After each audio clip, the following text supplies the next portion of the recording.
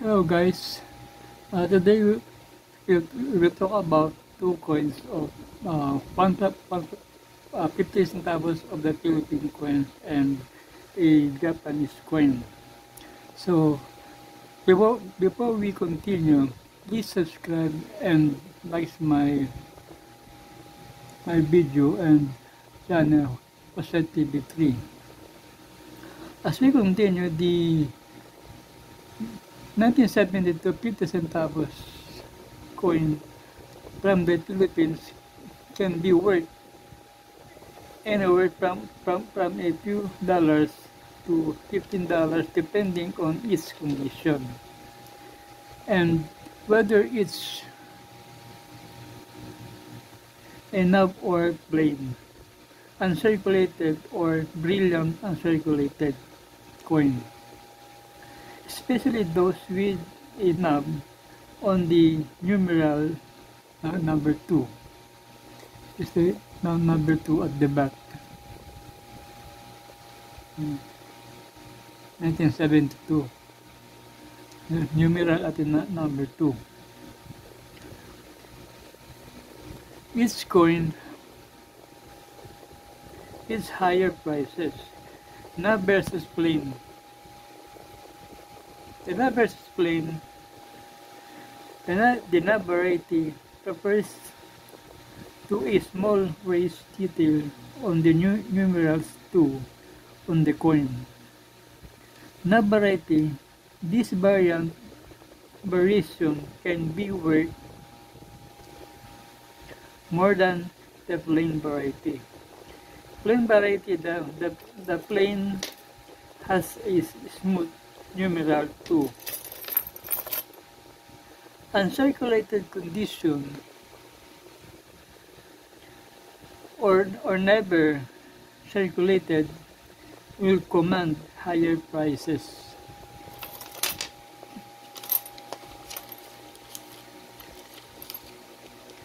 The 50 centavo coin is made of nickel brass,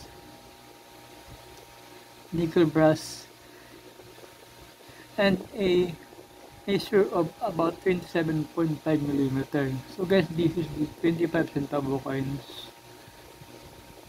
of the Philippines. You will see in front that is 50 centimos in Tagalog. English, 50 centavos in English. So on the reverse side, you will see the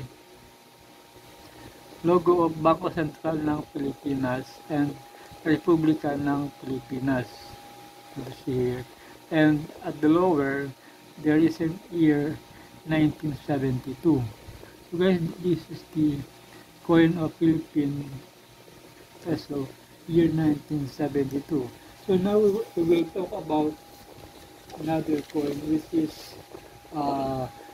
Japanese coin. Japanese coin, one of the most expensive coin of Japanese.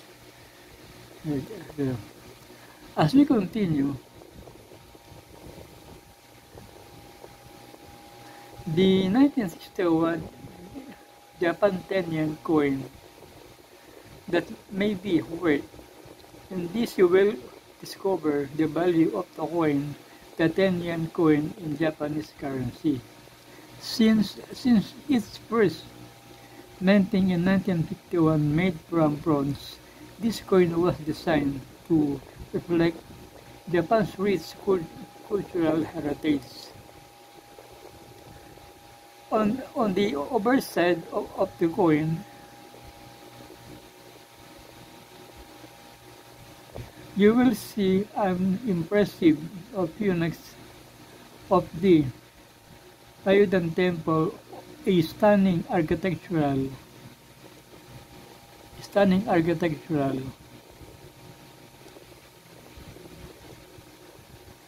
landmark, Kyoto, the Huan. The temple is considered one of Japan's national and elegant portrayal. The coin serves as a reminder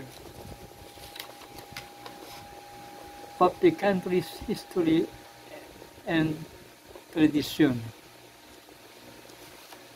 The coin shows the value 10 yen written in Japanese kanji with the year of the coin. So guys, this as you can see, this is the temple of stunning architectural Kanju.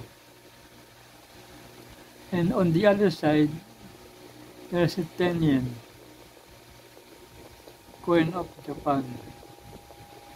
So guys, this is it. This is the Japanese coin, 10 yen Japanese coin, and this one is the Philippine coin, 50 centavo, year 1972.